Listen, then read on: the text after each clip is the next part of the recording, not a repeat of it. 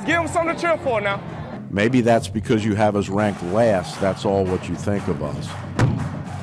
Time now for the College Football Inquirer. Here's Pat, Russ, and Dan.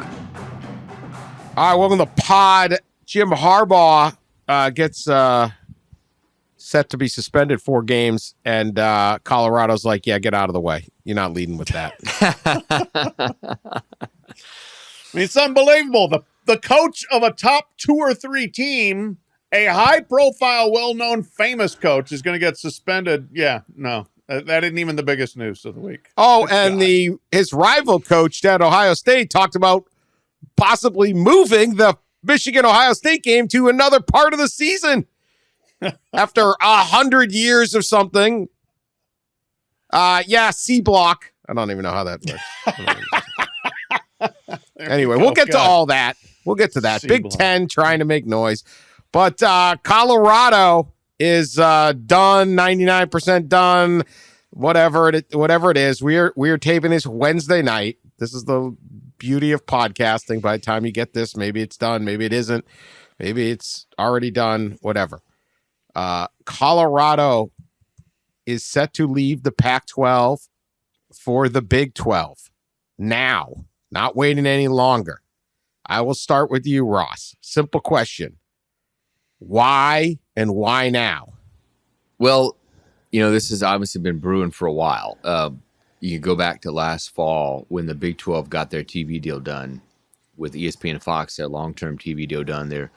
The speculation began. It's just kind of been building and building, and clearly why now? I think the answer is they're out of patience. They're out of patience, and they're out of confidence that George Kliavkoff, the Pac-12 commissioner, can deliver a suitable TV deal. And I don't think it's coincidence that on Wednesday morning, the Pac-12 presidents met, and there was another media rights update where, kind of the same, I think similar things were shared as has been shared, which means, no deal was presented fully. And Colorado was in that meeting. Representatives of Colorado were in that meeting, and didn't happen to mention that. By the way, we are going to be scheduling a Board of Regents meeting later today, and are going to be working to leave the league. They didn't mention that. So I think it's just overall impatience and a lack of confidence in a TV deal, in the Pac-12 landing a TV deal, or landing at least a suitable TV deal. There's no doubt that the Big 12 had put a lot of eggs in the Colorado basket, and so I think that eventually it's like, well, okay, but we'd like to hear what our own guys have to say, and the lack of forthcoming information that could convince them staying was a good idea. It eventually got to the point where you go where you're being wooed hardest, and by golly, that's the Pac-12. I was told that Colorado is the quote common denominator in every scenario that the Big 12 have been considering. They were the first domino. They could start the domino effect, end quote. So it starts with Colorado. Where it ends is the next question. But Colorado was attractive because A, they were gettable. B, familiar territory, former conference member with other teams that had been in the Big 12 since 1995. C, good academics. D, new state from a TV market and a growing state that's got a big market in Denver and some other places. Now, yes, it's a professional state, much more interested in the Broncos, Avalanche, Nuggets, Rockies. But when Colorado's good, people will watch and pay attention. And then the last thing, after losing Power 5 schools, Texas and Oklahoma, they want to go get Power 5 schools. They're bringing up some Group of 5 schools with these new additions of Cincinnati, UCF, Houston, BYU. This, you're going and getting a P5 to come to a P5. So those are some of the reasons why Colorado was an attractive get for the Big 12. We were left the Big 12 in 2010. Yes. For the Pac-12. Claimed they wanted to be more affiliated with California for students and recruiting and everything. Now they're back. This is the latest chapter in college football as a Taylor Swift song. I personally am heartwarmed at the love affair is back here. But why be the first domino? I don't like. This is my thing. I'm not. First off, phenomenal work by the Big 12. Big 12. 2 years ago, about 2 years ago, Pat and I were in Tokyo. Yeah. Texas and Oklahoma had left. We were covering the Olympics. Like the Big 12 was dead or something close. Kansas was thinking of moving to the Big East, so they saved their basketball program. Like, it was problematic. And 2 years later, they have stability. They still would like to have Texas and Oklahoma. I mean, Colorado's athletic department is not very good, but this is a good again. I'm not hiding that. It's all the reasons Pat just mentioned. Phenomenal work by the Big 12. They are winning the battle here in the muddled middle and are going to survive. And that is a huge sigh of relief from where we were 2 years ago, where you literally felt bad because it's like, if this thing falls apart, what the hell is Iowa State and Kansas? Like, there's just not a lot of options. Now they're very solid. But if you're Colorado, why jump right this second? I know you're frustrated.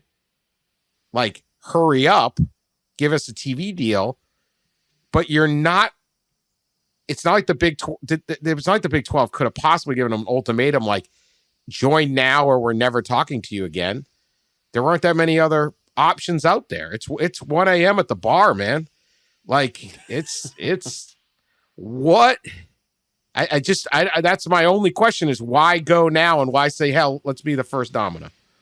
Well, I do think that the Big 12 was pressuring Colorado to make a decision. I think that the end of June was certainly, or by the end of July, by the end of July was certainly a date that I think Big 12 folks had in their mind, and I think they let Colorado know that. So there was a little pressure, I think, on Colorado from the Big 12 to make a decision. Remember, I mean, this is for next year. The Pac-12 deal runs out next summer. And so if you're going to join, think about it, you're going to join and basically play football in 11 months in another league. Everybody needs to know as early as possible. So I think there was some pressure on Colorado to be the one to decide. And I think its football coach, Deion Sanders, was probably pressuring his own people to make this happen. I don't think it's any secret. Deion's a Texas guy, right? He's still, I believe, got a home in Texas. He, I think his kids played football, right, in high school in Texas. He obviously played in the NFL in Texas. I think the recruiting ground of Texas is something that interests him a lot. And so I think there are a lot of pressures here. I think Deion was putting pressure on his administration to maybe make the move. I think the Big 12 was putting pressure on Colorado to make a decision maybe by the end of July. And I think Colorado was putting pressure on the Pac-12 to show me the money, as Arizona President Robert Robbins said. Yeah, I mean, Dan, I'm with you. Like, I don't see this as some home run move by Colorado. I see this as a home run move for the Big 12. I don't fully, get the logic, I guess, for Colorado. I think, Ross, your point is valid about, from a football perspective, wanting to be in Texas. But, I don't see this as something that elevates Colorado to some other level athletically. And if anything, it may diminish its level academically. I can't say that with certainty, but there's more prestigious academic schools in the Pac-12 than there are in the Big 12. I think getting students out of California is probably potentially at least more academically prestigious than kids out of Texas. That may be wrong. I may be talking out of my ass there, and if I am, sorry. But who knows? Who knows? Yeah, I don't know. I don't see this as something that is this great move by Colorado. I do see it as a great move by the Big 12. I wonder whether, like, are they really going to move on from you? But hey, they made the move. I don't know that it's a home run. It's a well struck double for the Big 12. I mean, it's a nice move. Now, the thing is, you got to run around base now. So here's the question: you got 13 teams now in the Big 12. Thank you. Speaking of academics, not a great number. They clearly think they're going to add more. Is anyone else on the verge of making this jump, namely Utah, Arizona, or Arizona State? Well, I just brought up Arizona President Robert Robbins, who said that line to a few reporters gathered in D.C. last month when we asked him about the prospects of leaving the conference in a new Pac-12 deal if it doesn't come through. And he said, he said everybody remembers the Jerry Maguire line, "Show me the money." So it's going to depend on the money. And I think Arizona, along with those other schools you mentioned, I believe they're probably a little more patient, or at least that's the plan, is to wait to actually see the Pac-12 deal presented. But the fact that Colorado pulled the plug, you wonder if that changes their stance, number one. And number two, is that a sign that whatever the Pac-12 is going to present is not going to be good? Right. Yeah. Here was the way it was put to me. If Colorado brings the four corners, that's the ideal scenario. Right. Person that told me this said they don't expect that to happen. But the schools love the four corners, and they love the idea of going from 12 to 16 and having as many members as the Big Ten and as many members as the SEC and having all four time zones. But if it's not that, can they bring Arizona or Utah? Arizona more likely than Utah, I was told. But even that, nobody's out there saying, yeah, they're going to get Utah or going to get Arizona. Either one. So then the pivot goes the whole other way. And then it's UConn. And Brett Yormark is bullish on UConn, perhaps more so than the rest of his schools in his membership. But that becomes like the really interesting point. And I think Yormark then is like, look, I've helped save this place. I got us a media rights deal that's a good deal. We have now gone and gotten the school you all want, Colorado. Now, time for you guys to work with me. I've done your bidding. You maybe come over to my side. Let's go get UConn. I'm telling you, it's going to be great. We're going to be in New York. We're going to have great elite basketball joining our other elite basketball schools. And UConn's going to be better in football. I don't know whether there's any reason really to believe UConn's going to be better in football, but that's part of the sell here. If it comes to that, if it becomes we're not getting anybody else from the Pac-12, UConn is the next option. The idea that UConn's bringing New York City is even less than Rutgers is bringing New York City. But well, yes, I mean certainly from a football standpoint, it, basketball, you got. No, I think the key is is Colorado the canary in the coal mine here? And this is a Jenga tower, and they if you get the four corners and that goes to 16, then absolutely that's the home run. Not only would you have increased your value and stability, you've now destabilized a competitor. Anyone trying to get Pac-12 TV right, whatever this deal is, the Pump 6 News, Cheddar News is available. Now they don't have any option out there. Okay, so I don't know. I guess these guys will wait and see, but they hold a lot of power now because Arizona schools and Utah can determine the fate of the Pac-12. Now, let's shift back to the Pac-12. What can they do? Pac-12 now has 9. Hell of a sport again. They have 9. That ain't going to cut it. San Diego State.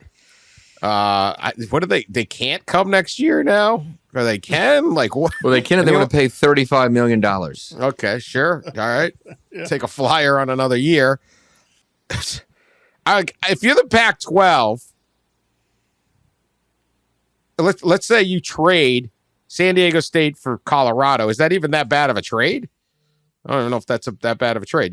Then you have 10. If you want to go to 12, you still can go SMU. You can still add Boise now. You need another spot. Or Fresno, or I don't know, Colorado State. You want to come back in on Colorado, or you just write that place off? I don't know. You got all these different options. What does the Pac-12 do, if you know, or what should they do? Pat? I think that you wheel back on San Diego State hard and fast and see, if you can get them out. And boy, I mean, you've put them in a heck of a spot. This is another problem with this whole, meandering process is you had San Diego State there for the taking. They wanted to be taken 1 month ago. Get it done 1 month ago. You blew that one. Yeah. And so, then, what are the numbers? How bad are the finances? Can you do it or not? I don't know. Why didn't they do it? They know they were going to add him at some point. There's nobody else. Look, I don't get it, man. I don't get it. I don't, other than they couldn't present numbers, I guess, soon enough for them to say, who? yeah. I mean, San Diego State. Everybody. Well, to everybody, first of all, the league has to still exist for San Diego State to jump, And so San Diego State might have been sitting there saying, we absolutely want to come. We just have to make sure you're still a conference.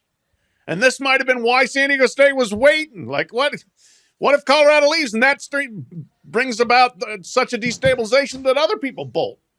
Did San Diego State, did they join the Big East once, or is that just Boise? I think San Diego State was in the group. I think they were. This, in one of the great nonsensical chapters of college sports history, they joined and then never actually played. Never were, they were like literally a member for 6 weeks. The Big East, San Diego. Yeah. Make it where make we were. sense. We might be back there. Who the hell knows, man? Who knows? Bring back the Big East. Yeah. Yeah. Ross, your thoughts on the future of the Pac-12, and how about like Oregon and Washington sitting there like, damn it, like Yeah. Anyone want us? We're really good. Like we're big time. Tony Petitti, the Big Ten commissioner, made it pretty clear today, said it multiple times today at Big Ten Media Day, that his directive from the ADs and the presidents in the Big Ten is to focus on the addition of USC and UCLA, and not any further expansion. And we've heard that, for several months, that the Big Ten was pretty much done. Now, does this cause a domino effect that reopens that door? I don't know. Maybe. Probably. It seems like unlikely, but you never know. But I'll say this: this is an interesting issue, I guess you could say. If Colorado does leave, the Pac-12 will be left with 9 teams next year. They play a 9-game conference schedule. Not anymore. So you can do the math there. That has to be reduced to 8 games, and you'd have to find those teams. The 9 teams would have to find each a non-conference opponent a year out, or play UMass each other in non-conference games. Let's go. Yeah, it's a really UMass. New Mexico it's a State really joined sticky something, didn't they? Situation. New Mexico State joined a league, so they're out. UMass could clear the deck and join the Pac-12 as a pseudo member for 1 year. Play them all. Did you say New Mexico State is out because they joined the league? You think that would think they stop did. New Mexico State? So For playing all 9 games or all 8? New Mexico State would be like, whatever league we just joined, we're unjoining. We'll play 1 year as a pseudo Pac-12 member. We'll just play all the Pac-12 teams, all road games. Also, very, very expensive. A year out scheduling these teams. These games will cost a lot more money than they had, if you scheduled them 5 years before, because of the position that the Pac-12, the kind of urgent position. These games could be really expensive. So all of a sudden, in these things like the scheduling issue, I mean, that's something that could sway other Pac-12 schools certainly, and could cause some kind of domino effect. Or, does the Pac-12 go get SMU? Do they go out and just add SMU? Because that SMU is in a situation money-wise, it's different, than San Diego State. One, SMU has a lot more money than San Diego State, and two, their exit fee is not near what it would be in the Mountain West. Although they will line that up in Highland Park in they'll have one poker game and they got enough money to get into the Pac-12. They'll get that done at SMU. Those old boys will get it done. San Diego State, not so much. I don't know. All right, when we next tape, which could be like Friday, it could be next week, I don't know. Is there a Pac-12? Yes. There is a Pac-12 next Friday and beyond. I think there will be a Pac-12.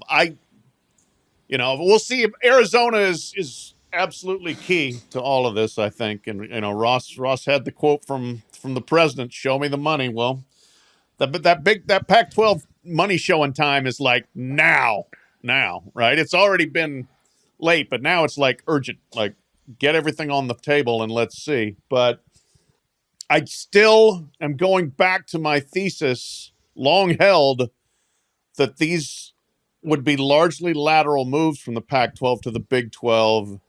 So stay there, even if you're continuing to have these. You're hemorrhaging members. But the nine that you have, plus who you can add, I think still is better than absolutely completely imploding the conference and people just wandering around looking for other leagues. I agree, especially with an automatic bid coming in for 2 years and maybe longer, and sign a 4-year deal and a 5-year deal and then see. Certainly, the Big Ten could kill this all. All they got to do is say, "We'll take Washington, Oregon." They might even be able to force Notre Dame's hands at that point. That's the apocalyptic scenario there. Notre Dame and Stanford, Washington and Oregon. I don't know. What a situation. I do think the Pac-12 will exist in some form. It might just become the new Mountain West because they'll just grab those teams. I don't know. This is a scene, but right now the chessboard is here significantly favoring the Big 12 over the Pac-12, and I don't even know what. I mean, this stuff's just weird. All right. Anything else on this that you think is coming? People should know, or your thoughts? Anybody? And it's okay to have no thoughts. My brain is so fried, I'm not sure I can think very clearly at this point. It's been a hell of a day, a hell of a week, really. But no, I mean, look, Colorado is on the doorstep. We all think it's going to happen. I suppose there's a chance things could go backwards at this point, but it really seems unlikely. You don't get it to this. You don't get to the brink like this without it happening. So we expect it to happen. They formally request admission. They get accepted. Then where does the hunt go? We'll see. Then, I mean, absolute pressure on the Pac-12 to deliver something and stay together. And if they do, then yes, look out for UConn. Okay, Jim Harbaugh in the clink. 4 games. The Hoosgaw. The big house. The real big house. Won't be in the big house. Seems to be finally coming to a solution here. We always thought. I will say this. We told you something was going to happen. Michigan fan bought in. I think they just talked each other. They bought into this idea that this was nothing. It was just a hamburger. And we kept saying, that's nice. Nice story, but the NCAA doesn't care. You can joke about it, but Harbaugh misled, lied, something. It's going to come clean on this. The actual things that they're alleged against Michigan and a whole slew of assistants were moderate to minor, but it was a dead period. You weren't allowed to meet with recruits. He met with 2 recruits. You're not allowed to watch players work out on a Zoom. He watched them work out on a Zoom. You only got to have so many guys coaching in practice. He had more guys coaching in practice. Again, is it the worst? Is it North Carolina's no-show, classes? No, but these are rules. These aren't even really rules that have anything to do with amateurism. None of them are. No. They have these rules in the NFL and NBA also. Yeah, you can't work this is when you can have mini camp. You can't then do it without that. I think the Patriots they get dinged nonstop. Patriots are like the 1980s Hurricanes. Comes to these things, but yeah, they have this and that. These are the rules. Somebody has to have a rule to govern the sport and the calendar of the sport. These are call them dumb or not, but like this is how the thing works.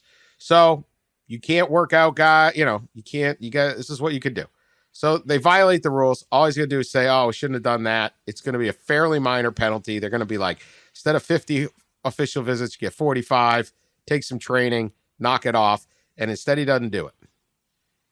And they catch him. They think they've got them dead to rights. He's saying he didn't do it. And now he's getting busted for not being, the allegations that he was not being forthcoming or lying or however they want to phrase it. Now he's going to have to sit 4 games. Now, Eastern Carolina, who actually is slightly dangerous, UNLV, who is not, Bowling Green, who's probably not, neither of those two, and then Rutgers, all visiting the big house. Harbaugh can coach the whole week. He just can't show up at the actual game. Weird clause there. It's kind of odd. Probably be, but he can game plan, scout, motivate, all that stuff.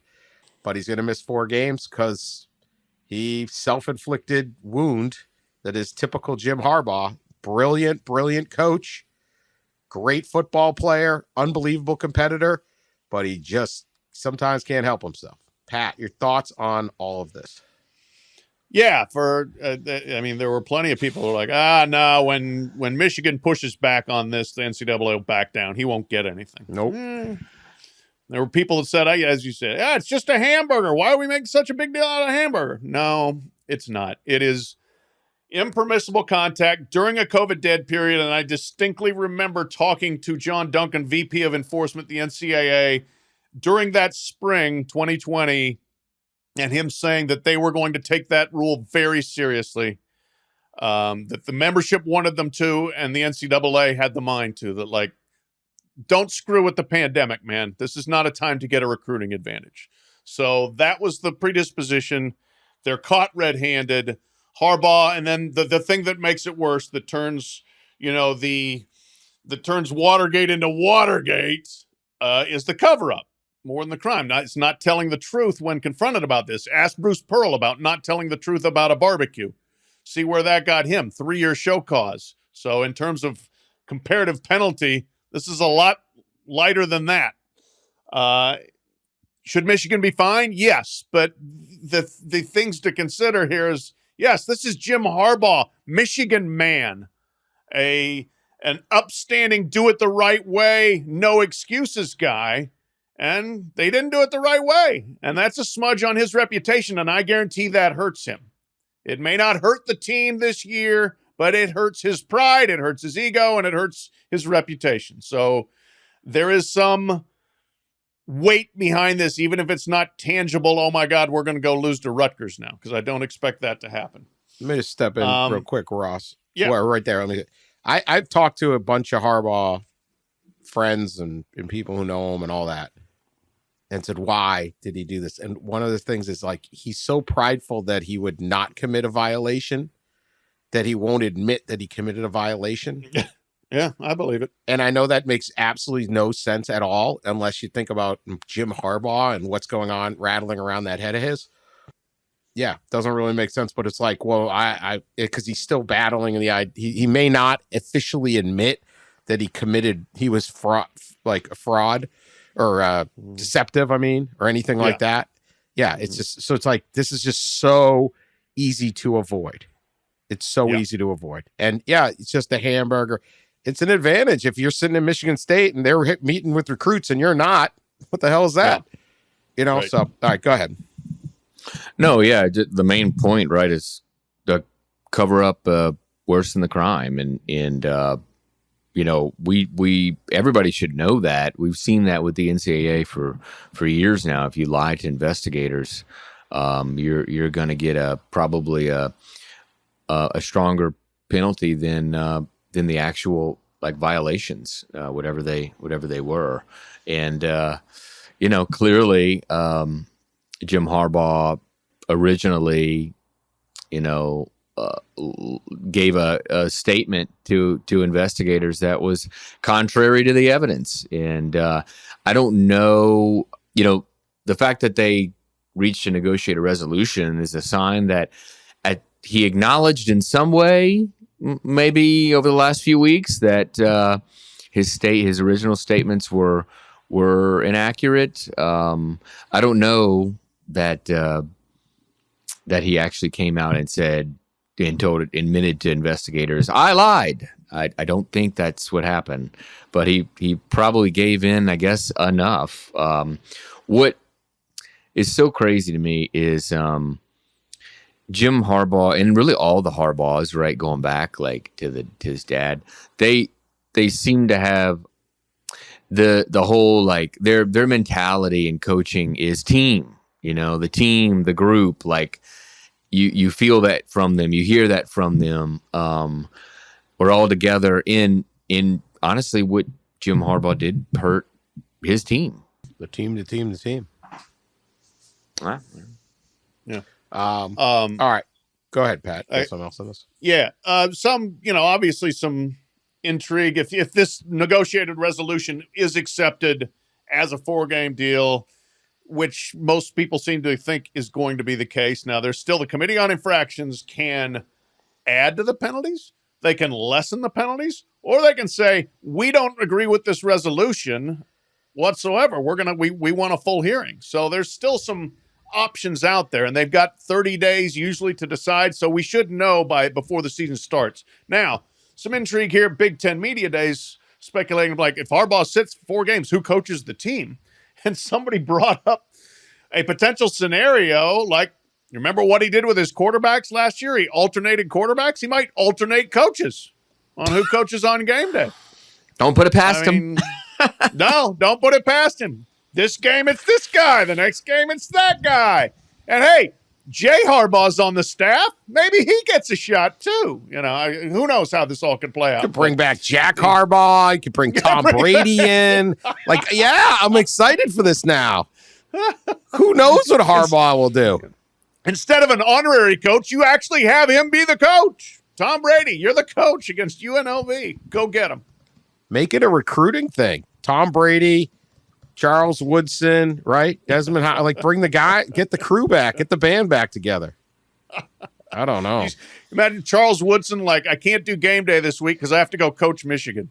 Sorry. Or not Charles Woodson, Desmond Howard. Desmond Howard, yeah. I don't know. Yeah. Yeah, this could, who the heck knows? All right, well, Harbaugh, have a seat. You're available. If you'd like, Jim, you can come over to my house, watch the game on Saturday, the fall. You probably got a better TV, but I'm available for that. All right. Speaking of the games, I mean, the big thing is they play Penn State and Ohio State in November. So they should get through the first 4, but we'll see. Then they're going to have Nebraska at Nebraska, who honestly, Nebraska start 4-0. That could be a pretty interesting game as he returns. It's just added drama. There's always something with Harbaugh. There's just always something. Yeah. What if the Committee on Infractions says, how about 5 games? And then he's missing a road game against Nebraska. That'd be ridiculous, the Committee on Infractions. I don't think they will. But they do have some latitude. And I know it's a different committee, but once they let Will Wade say it was a job offer. Look, don't talk to me about Will Wade. Don't talk to me about the IARP. That's a whole. But all these guys are a bunch of clowns. All right. Yeah. Speaking of bombshells, Ryan Day, Ohio State coach, said that, so next year they're getting rid of the Big Ten East. This is the last year of the Big Ten East, and you got to give it. They might have 3 of the top, 6, 7 teams in the country. Penn State, Michigan, Ohio State. It's a great round robin every year, and sometimes Michigan State pops in there, and And then there's Maryland, Indiana, and Rutgers. But anyway, we digress. So Michigan and Ohio State have played at the end of the season, and that game has been either just before Thanksgiving or later after Thanksgiving, mid to late November, since 1933. Every year except for the COVID year, they got canceled and the season was all screwed up. But they played in late November since 1933. Well, because they're getting rid of the Big Ten East, so those two whoever won that game, they just had the game, or one of those two teams would win the Big Ten East and then advance to the Big Ten championship game.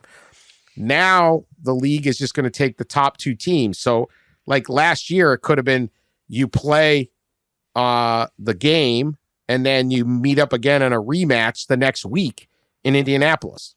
Right. Rather clumsy. So I really don't like conference championship games. But so Ryan Day says, well, I'm glad we still have the rivalry game. He's excited that the Big Ten protected the game. Gee, you'd think like 18 million people watch it.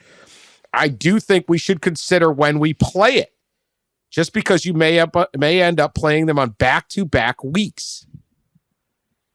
So he would say, which would be awkward. We need to consider tradition, but I think it's worth a conversation when it's significant to how the season plays out. So the what he's implying is you move the game off of the late November and move it to, I don't know, middle of October and play that thing. So if it works out, Michigan, Ohio State are 1-2 in the league. You don't have to play week after week. Is this worthy of a conversation, Pat? Yeah. I mean, look, I like college football traditions, and this is absolutely one of my favorite, is seeing Ohio State and Michigan play at noon, preferably in terrible weather, on cold artificial turf on Thanksgiving weekend. Right there at the end of the regular season with so much on the line, usually. I would not want to see that go away. But I kind of get Ryan Day's point.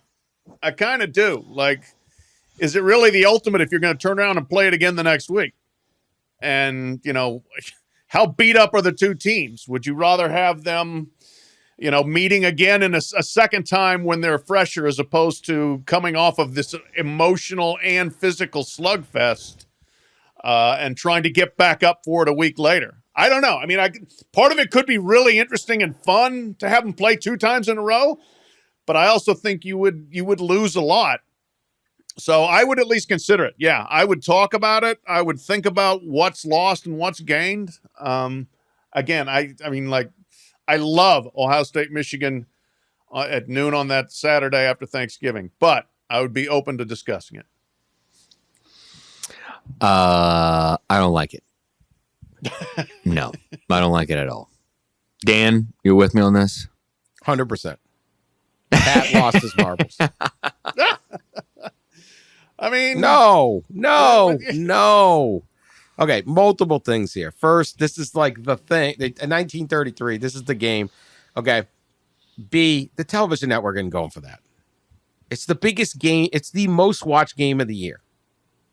And Fox is not moving the biggest game of the year off of the noon on that Saturday. It's the highest TV ratings, even though the damn thing's at noon. They're not going for it. But I get it. It sucks. I don't like the conference championship games, particularly as we get to a larger playoff. It's just not needed. right. I wish the conference championship games would go away, because even now they're mostly useless. And they're just money grabs, and God knows they're going to keep the money grab and all that.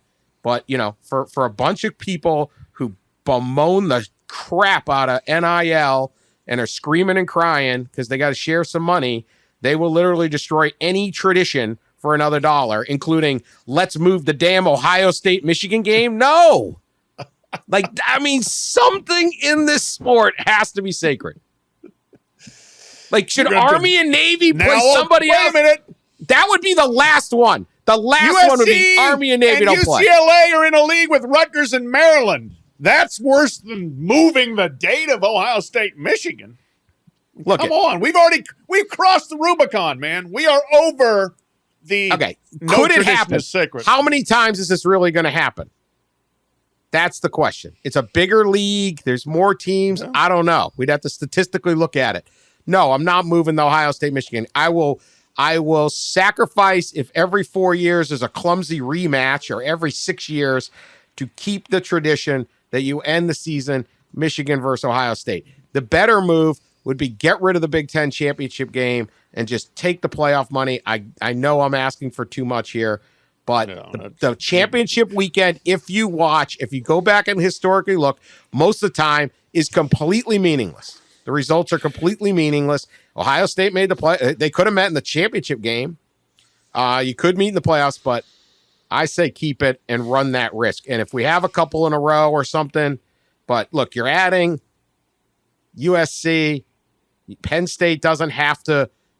They can, it's a different route for Penn State. Wisconsin's coming. You got 16 teams. It's not the old Big Ten. Maybe. Yeah, but go ahead. No, go ahead, Ross.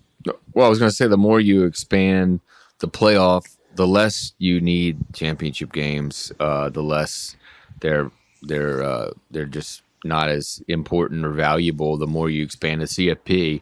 However, they're not even valuable now, if you look at it. They're never ever going away, Dan, because of one word. And you know what the Pac-12 got out of their Pac-12 championship game last year? They got their ass kicked right out of the playoff. That's what happened. That's true. Yeah.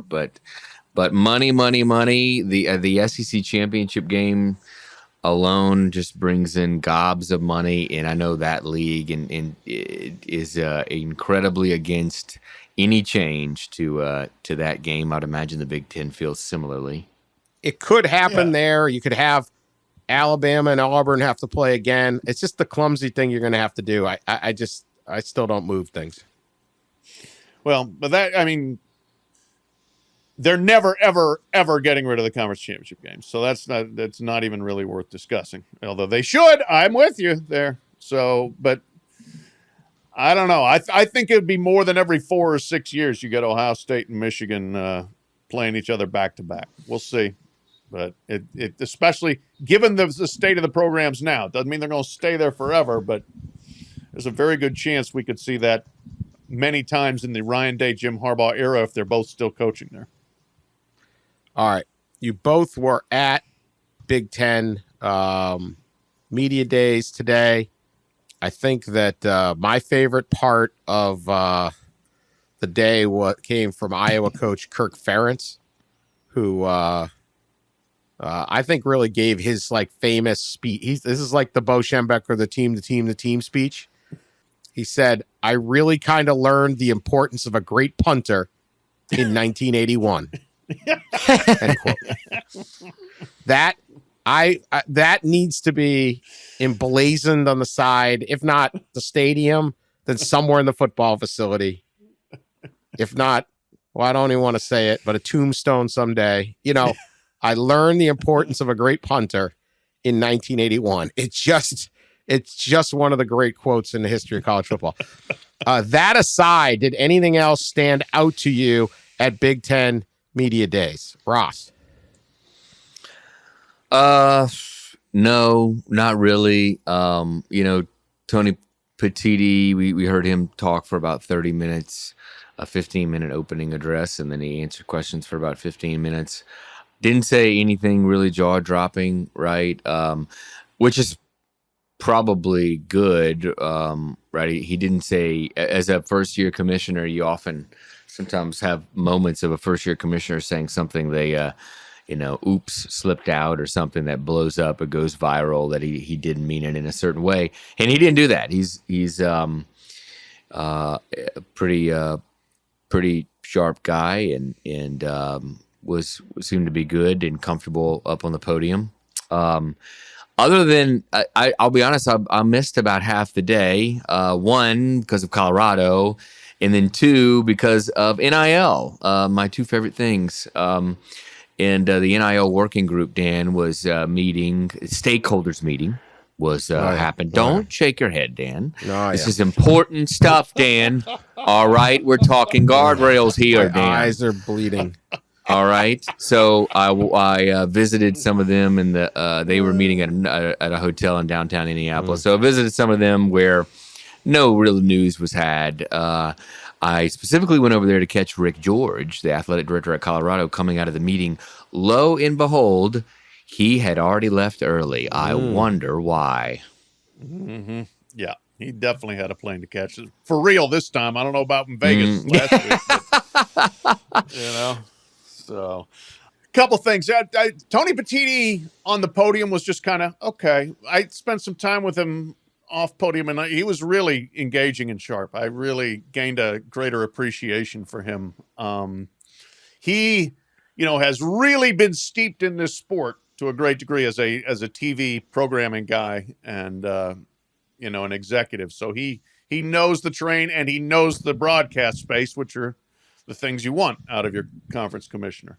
Is he going to be like a groundbreaking policy guy or anything? I'm not sure, but I think I just got a better feel for who he is and liked what I saw, liked what I heard from him. The other thing was, of course, Northwestern, which just absolutely continues to embarrass itself. Just an unbelievable, in my opinion, lack of accountability, forward-facing, stand up and explain yourself mentality. It's not there. Here's what they did. This is unbelievable to me. They took a guy who has been a coach there for 6 months. He has been the head coach for 12 days. And they sent him out there and said, go get him, David Braun. You are on your own. No players. Derek Gregg, the AD, was in the stadium, but he hid. He is not around. Like a lot of the guys, Brett Bielema was on the stage. Josh Whitman standing right there, the AD at Illinois. Mel Tucker's on the stage. Alan Holler, the AD, is standing right there. They are out there. Pat Kraft, AD at Penn State, circulating around. Gene Smith, AD at Ohio State, circulating around. Derek Gregg, let's bring out a dang spotlight and see if we can find him anywhere. You're the executive here. You're the administrator, and you send a guy who's been the head coach for 12 days out to do 45 straight minutes of Q&A. And I will say this about David Braun. He did a good job with it. Shockingly good. Like he was disarming. He was engaging. He was frank. There was some coach speak for sure, and I thought he maybe gilded the lily too much in his comments about Pat Fitzgerald, given what's come out. But he stood in there and took it when nobody else from that school has been willing to stand in and take it, period. Yeah. I thought he was pretty good. I watched the Big Ten Network. I'm not in Indianapolis. The players were smart not to go. Heck no. I mean, president of the school need to be down there, and he ain't gonna go. Listen, Here, let me tell you what's going on at Northwestern. Everyone's getting sued, and everyone's getting fired. Okay? Damn it. Ain't nobody talking. They're all sitting there going, how many checks do I collect before I eventually get canned? Because that's what's going to happen. If that'd be my prediction. They're all going. So, yeah, it's pathetic. I mean, I was on radio in Indianapolis. They're like, how much will this hold back the Northwestern pro? I'm like, man, they won one game last year. Yeah, that's the thing. They're 1-11 last year. Yeah, this place is in trouble. So I don't know. Everything else I heard was pretty interesting. General stuff. Big season for Penn State. We'll talk more Penn State later because we're not going to be able to squeeze them in right here. Yeah, and I noted that every commissioner, I don't want to get Tony, but every single commissioner has come out and told us how NIL is destroying everything and it's the worst thing and we're dead. And then they spend 20 minutes telling us how we have more TV partners, more money, more broadcast, more revenue, more women's sports opportunities, more employees, more worse. Mixed messages. The industry is dead. We are dead. Except everything is better than it's ever been. Imagine if Congress spent this much time on an actual lagging industry in America. Yeah, one that actually, like the media. Help the media. Yeah, how about the media? How about like the coal mines? The coal miners are always screaming about, hey, pay attention to us. Like there's real industries in this country that are in trouble. Anyway, my favorite coach of the week. Go ahead, Pat. What do you got? I wanted to add another Iowa note for you. Oh. This was lovely. I sent this one in that an the Iowa offensive lineman at the Solon Beef Days Festival, which is just about as perfect as it gets, right? The Solon, Iowa Beef Days Festival. They have a hay bale throwing contest. And one of the Iowa offensive linemen beat another Iowa offensive lineman narrowly, I'm told. So I asked Kirk Ferentz if he had ever been to the Solon Beef Days, and he said no, would like to go sometime, but he said that it has been a discussion point, and the Iowa lineman who won, who I'm sorry I don't have his name in front of me, was bragging during their team breakfast or whatever about winning by a lot, and that the lineman he beat was disputing that, and apparently it was only a couple of inches. So there's friction in the Iowa O-line about not who won the hay bale toss, but by how much. Okay, all right. So you need to look up who actually won. We got to give props to this.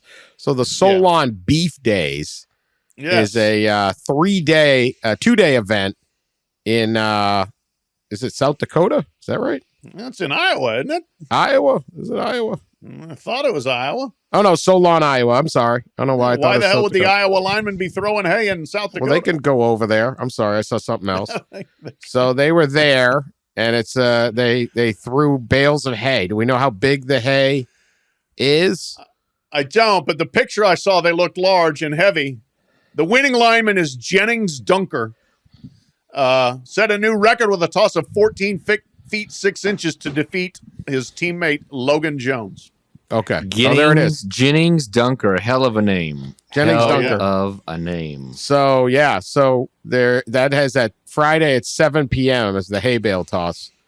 You have to register at 6 in front of the bandstand, and then later the 8 Seconds band performed to celebrate. They played Merle Haggard, Johnny Cash, Jason Alden, and Luke Combs. So fast car. That is as Iowa Solon as it gets. Beef Days. This place sounds tremendous. What is the food? What do we got? We need to work our Lake Okoboji weekend around the Solon Beef Days. Hit them. There's also there's an archery tournament too. Bags, of course. Okay.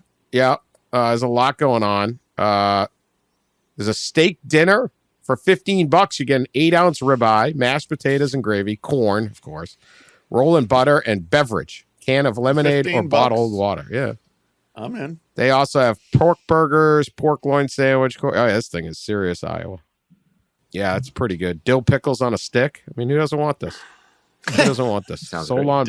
They've really invented some stuff. Also, big sporting event this week. Wetzel, the horse, is racing Thursday. Yeah. Move aside Colorado, right? And Jim Harbaugh. We're at the Jack Thistledown Racino in North Randall, Ohio. There you go. We're 0 for the year. Wetzel, the horse, for the year. Getting heckled by at B1 Joe. He's really up on that. But I think Thursday is going to be our day. Okay. Best move was not buying into that horse. Yeah. I don't know what to say about that. So we got that going on too. So keep an eye on that one. That's a big one. My favorite coach of the week is the Charlotte coach. Where do I have it in here? I got the story somewhere. Biff Poggi. Yeah. Yes, Biff Poggi. Biff Poggi. He's first-year coach. Came from Michigan. He used to be a high school coach up in Baltimore. Really successful, and he assisted at Michigan. Biff Poggi was at Charlotte at the AAC Media Days, and I got up to the podium, and they only asked him 3 questions. The media didn't really give a crap about Charlotte or Biff, and so they question and answer session. The guy flew all the way to Arlington, Texas for 3 questions, and he said, "That's it, 3 questions." Now Nick Saban would have immediately been like, "Awesome," and bailed. 3 questions. And he said, maybe that's because you have us ranked last. That's all you think of us. So we get the message. Thank you. Biff wants more questions. A guy that really appreciates the media. I'm going with him. Biff does like the media. I've talked to Biff. He's an really interesting dude. He was like made a ton of money. Might have been like a hedge fund guy or something. Yeah, it's in Made finance. enough money. Yeah. So just like started buying racehorses and became a high school coach and coached in like sleeveless shirts in high school, and did that for a while. And then he went to just be like Harbaugh's Yoda guy, like his sensei, for a couple of years there at Michigan. Maybe he'll be the head like, coach. Yeah, maybe. Yeah. Now Biff has another job with a school that nobody cares about enough to ask him questions. Unfortunate. Yeah. All right. Anyone else got anything else? We got one last story. We have no updates on the otter. He hasn't been seen lately. Yeah, right. Somebody did update us that there had been no recent otter sightings. So, look, when you're on the lam, you got to lay low for a little while. He's not going after the surfboards for a couple of days. And then when they least expect it, she's coming back. Okay. All right. So here's the story out of Columbus, Ohio. Sort of involves Ohio State. They are the only vet school in Ohio, supposedly. Somebody told me that on Twitter. I don't know if it's true.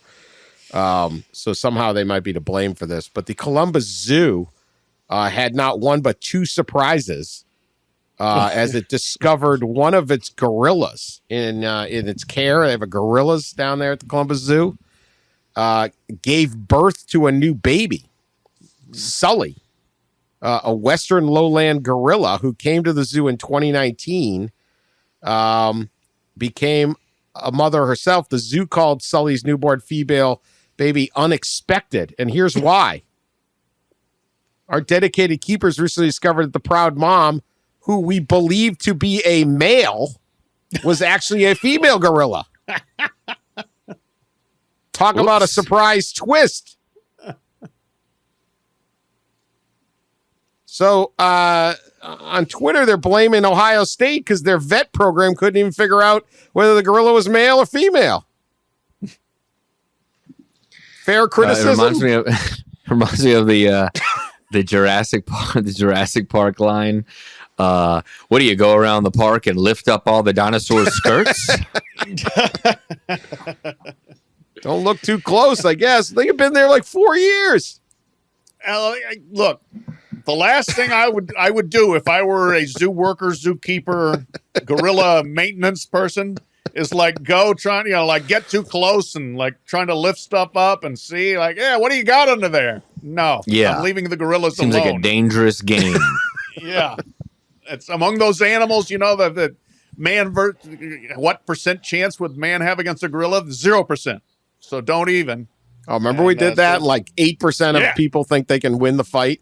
Yeah. They're all stupid. But yeah, so no, I would not have gotten close enough. You would like to think they could figure it out, people that are trained in these areas, but I would not have literally gotten to the point of like, going to check the genitalia. Well, I guess you're not. This is why this is a Buckeye. The Buckeye Zoo is not good enough. They haven't. This is the stuff you do if you become the gorilla zookeeper.